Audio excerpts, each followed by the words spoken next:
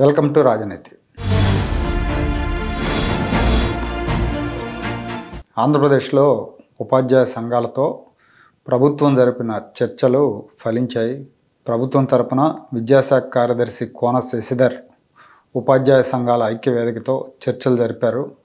దాదాపుగా ఉపాధ్యాయ సంఘాలు చేసిన డిమాండ్లు, ప్రభుత్వం వైపు నుంచి పెట్టిన ప్రతిపాదనలు, వీటి మీద ఒక అంగీకారానికి వచ్చారు. ఉపాధ్యాయ సంఘాల ఐక్యవేదిక తాత్కాలికంగా ఉద్యమాన్ని విరమిస్తున్నామని ప్రకటించింది.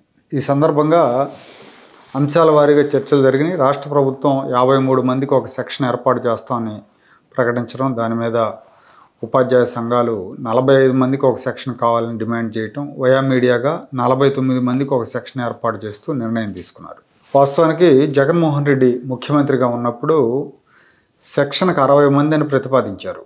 అప్పుడు వీళ్ళెవరు కూడా మాట్లాడాల ఉపాధ్యాయ సంఘాలు. అలాగే తెలుగు మీడియం కూడా ఇంగ్లీష్ మీడియానికి సమాంతరంగా ఏర్పాటు చేయాలని డిమాండ్ చేశారు. దాని మీద ప్రభుత్వంతో చర్చించి నిర్ణయం తీసుకుంటామని అధికారులు చెప్పారు.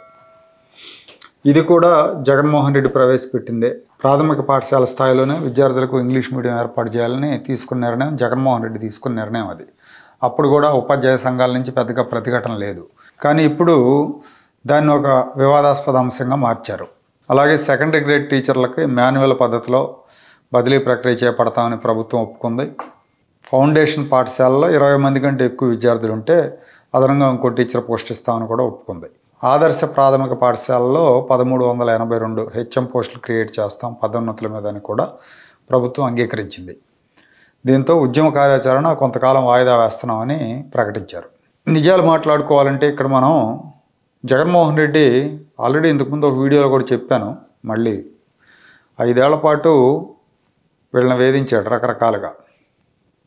బ్రాందీ షాపుల దగ్గర డ్యూటీలు వేయించాడు టీచర్లతో.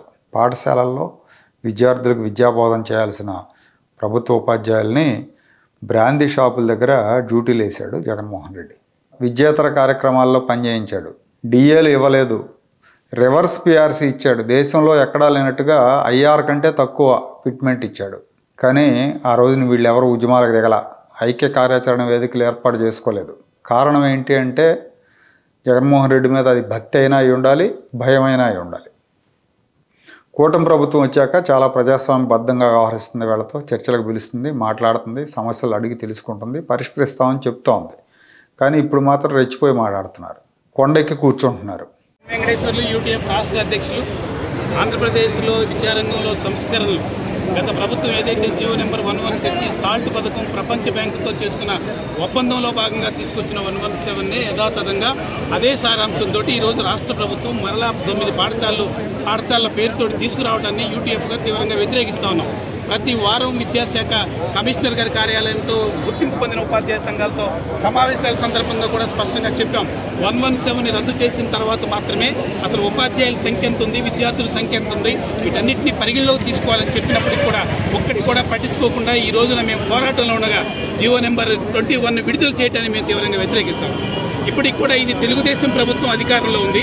తెలుగు నేల భాషా సంయుక్త రాష్ట్రం 1953లో పోరాటం ద్వారా తెలుగు తెచ్చుకున్నటువంటి దాంట్లో తెలుగు మీడియం లేకపోవడం అనేది చాలా దుర్మార్గం అనేది చెప్పదలుసు. కనుక తెలుగు నేలలో ఈరోజు తెలుగు మీడియం లేకోకుండా, సమాంతర మీడియం లేకుండా పాఠశాల వ్యవస్థని భ్రష్టు పట్టించి ఇంగ్లీష్ మీడియంలో చదువుకున్నటువంటి పిల్లల నాణ్యత ఎంత మీ అందరికీ తెలుసు. జియో నెంబర్ 117కు ముందు గత ప్రభుత్వం 97% మంది పిల్లలు ఈరోజు ఇంగ్లీష్ మీడియం చదువుకుంటున్నారని తల్లిదండ్రుల దగ్గర నుంచి లెక్కలు తెచ్చారు. ఈ రోజున ఇప్పటికీ మన 10th క్లాస్ ఎగ్జామ్స్లో 60,000 మంది పైచిలకు విద్యార్థులు తెలుగు మీడియంలో రాయడానికి ఇష్టపడ్డారు. మరి వాళ్ళ తెలుగు మీడియాన్ని ధ్వంసం చేసేటువంటి ప్రపంచ బ్యాంకు సాల్ట్ పథకాన్ని మీరు రద్దు చేయకోకుండా మాతో ఎన్ని మాటలు చెప్పినా మేము విశ్వసించేటువంటి ప్రయత్నం లేదు. అలాగే జియో నెంబర్ 117 తీసుకొచ్చింది జగన్మోహన్ రెడ్డి. ఆ రోజు మాట్లాడాల. ఇవాళ ఉపాధ్యాయ సంఘం నాయకులను పిలవాలి, మా ఎమ్మెల్సీలను పిలవాలి చర్చలకి, దీన్ని రద్దు చేయాలని డిమాండ్ చేస్తున్నారు. మరి ఆ రోజున ఇదే ఎమ్మెల్సీలు జగన్మోహన్ రెడ్డితో పాటు అదే సభలో ఉన్నారు. వాళ్ళు ఆ రోజున మాట్లాడవచ్చు, ఎవరు మాట్లాడాల. పైగా ఇప్పుడు వీళ్ళు డిమాండ్ చేస్తున్నాయన్నీ కూడా జగన్మోహన్ రెడ్డి హయాంలో తీసుకున్న డెసిషన్స్. వాటి గురించి ఈ ప్రభుత్వం మీద ఒత్తిడి చేస్తున్నారు. ఆ రోజున ఏం చేశారు అంటే వీళ్ళ దగ్గర సమాధానం ఉండదు. సమాంతరంగా తెలుగు మీడియం ఉండాలి, ఇంగ్లీష్ మీడియంతో సమాంతరంగానే అడుగుతున్నారు. ఈ నిర్ణయం జగన్మోహన్ రెడ్డి తీసుకున్నాడు. తల్లిదండ్రులు ఒప్పుకున్నారు. 199 మంది తల్లిదండ్రులు చెప్పారు మాకు ఇంగ్లీష్ మీడియం కావాలని. అప్పుడు ఎవరు మాట్లాడాల. అసలు ఏ మీడియం కావాలి అనేది డిమాండ్ చేయాల్సింది విద్యార్థులు, తల్లిదండ్రులు. ఉపాధ్యాయులకు ఏంటి సంబంధం? ప్రభుత్వం ఏ మీడియంలో చెప్పమంటే ఆ మీడియంలో చెప్పాలి. దానికి తగ్గట్టు శిక్షణ తరగతులు ప్రభుత్వం ఏర్పాటు చేస్తుంది. వీళ్ళ నాయకుడు ఎమ్మెల్సీ లక్ష్మణరావు ఉన్నాడు. ఆయన 5 ఏళ్ళు ఎమ్మెల్సీగా ఉన్నాడు. జగన్మోహన్ రెడ్డి ముఖ్యమంత్రిగా ఉన్నంతకాలం ఈయన కూడా ఎమ్మెల్సీగా ఉన్నాడు, మండలిలో ఉన్నాడు. ఏ రోజు కూడా ఇవాళ వ్యతిరేకిస్తున్న అంశాల గురించి ఆ రోజులో ఆయన ప్రశ్నించలేదు. జగన్మోహన్ రెడ్డిని కూడా అడగలేదు. సిపిఎస్ను మేము అధికారంలోకి వచ్చిన వెంటనే రద్దు చేస్తామని చెప్పి జగన్మోహన్ రెడ్డి ఎన్నికలకు ముందు చెప్పి ఎన్నికలు వచ్చిన తర్వాత మా వల్ల కాదంటే మాట్లాడలేదు. ఎవరు ఉద్యమానికి దిగలేదు. ఆ రోజున కౌన్సిల్లో సిపిఎస్ రద్దు మీద వాయిదా తీర్మానాన్ని ఇస్తే దాన్ని బుల్డోజ్ చేసింది ఎవరో తెలుసా? ఆ రోజు చైర్లో ఉన్న పీడీఎఫ్ ఎమ్మెల్సీ విటపు బాలసుబ్రహ్మణ్యం. ఈ నాయకులంతా కూడా వైసీపీకి అనుకూలంగా వ్యవహరించడాన్ని అందరూ గమనిస్తూనే ఉన్నారు. తెలుగు మీడియం సమాంతర మీడియం తప్పనిసరిగా ఉండాలి. అలాగే హై స్కూల్లో ఒక సెక్షన్ 1:45 పెట్టారు. అలాగే మోడల్ ప్రైమరీ స్కూల్స్ అని పెట్టబోతా ఉన్నారు. దాని హెడ్ మాస్టర్లుగా స్కూల్ అసిస్టెంట్లను తీసుకొస్తూ ఉంటారు. ఇవన్నీ కూడా చాలా దుర్మార్గమైనటువంటి విషయాలు. ఇప్పుడు ఈ విషయాలన్నింటినీ వ్యతిరేకిస్తూ ఈరోజు యూటీఎఫ్ ఆధ్వర్యంలో ఈ ధర్నా జరిగింది. కమిషనర్ గారితో మేము మాట్లాడాం. ఆయన స్పష్టమైన హామీ, కొన్ని విషయాలు చెప్పారు కానీ స్పష్టమైన హామీలు ఇవ్వలేదు. ఏమైనా మా డిమాండ్ ఏంటంటే రాజకీయ స్థాయిలో కొన్ని నిర్ణయాలు చేయాలి. విద్యామంత్రి లోకేష్ గారు తగిన సమయాన్ని విద్యాశాఖకు కేటాయించడం లేదని మా ఆరోపణ. ఎందుకంటే విద్యాశాఖ అనేది చాలా పెద్ద శాఖ. ఆయన కూర్చోవాలి, నిర్ణయాలు చేయాలి, యూనియన్తో మాట్లాడాలి, ఎమ్మెల్సీలతో మాట్లాడాలి, ఇతర నాయకులతో మాట్లాడాలి. అవేవి కూడా ఆయన చేయటం లేదు. మొదటి 2 నెలలు చేశాడు కానీ ఇవాళ 12 నెలలు కావాల్సింది గవర్నమెంట్ అధికారులకు.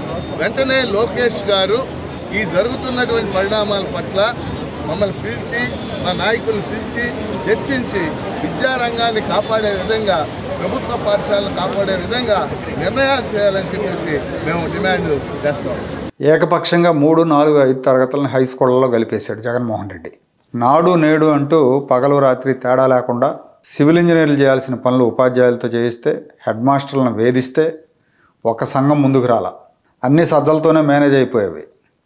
సకల శాఖ మంత్రి ఉన్నాడు కదా, సలహాదారుడు సజ్జల రామకృష్ణారెడ్డి, ఆయనతో వీళ్ళు టచ్లో ఉండేవాళ్ళు సంఘం నాయకులు. ఆయన మేనేజ్ చేసేవాడు.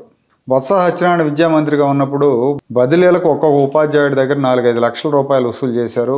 మొత్తం 50 కోట్లు వసూలు చేస్తే దాని మీద ఏ సంఘం నోరు మెదపలేదండి. పైగా బొత్స సత్యనారాయణ అధికారంలోనో మాత్రం బదిలీలు కూడా చేసుకునే ఇది ఉండదా మాకు అని మాట్లాడాడు ఆయన. దాన్ని ఎవరు ఖండించలేదు. అదే ఇవాళ ఎవరన్నా కూటమిలో మంత్రి అలా మాట్లాడితే దాన్ని ఒక పెద్ద ఇష్యూ చేసి గలబ చేసేవాళ్ళు. ఇవాళ విద్యాశాఖను బాగు చేద్దామని ఒక మంచి ఉద్దేశంతో సాధారణంగా ఎవరు కూడా అవగాహన ఉన్న వాళ్ళు విద్యాశాఖ తీసుకోరు. ఇది ఒక దరిద్రపు శాఖ. ఇందులో సంఘాలు ఒక 100 సంఘాలు ఉంటాయి. వీళ్ళ గొంతెమ్మ కోరికలు వీళ్ళని సాటిస్ఫై చేయటం మన వల్ల కాదని ఎవరు కూడా ఇష్టపడరు. కానీ లోకేష్ కావాలని తీసుకున్నాడు. ఎందుకంటే విద్యాశాఖను సంస్కరించాలి, ప్రైవేట్ స్కూళ్ళకు ధీటుగా ప్రభుత్వ స్కూళ్ళను నడపాలి, విద్యార్థులను మంచి పౌరులుగా తయారు చేయాలని చాలా ఇష్టంగా తీసుకున్నారు ఆ శాఖ. ఆయన మీద విషయం దొక్కుతున్నారు వీళ్ళు. వీడియోలో చూశారు కదా లక్ష్మణరావు ఎంత దుష్ప్రచారం చేస్తున్నాడు. లోకేష్ విద్యాశాఖ మీద టైం పెట్టలేదు, టైం కేటాయించట్లేదు, దృష్టి పెట్టడం లేదని చెప్తున్నాడు ఆయన. అది ఒక తప్పుడు ఆరోపణ. ఇలాంటి కోర్టు నాయకులను నమ్మితే నష్టపోయేది ఉపాధ్యాయులే. ఇన్నాళ్ళకు ఒకడు వచ్చాడు, విద్యాశాఖను బాగు చేస్తున్నాడు, మన సమస్యలు తెలుసుకుంటున్నాడని ఎంకరేజ్ చేయాల్సింది పోయి ఎర్ర జెండాలు ముసుగేసుకుని వైసీపీ అజెండా ప్రకారం నడుస్తున్నారు ఈ నాయకులంతా.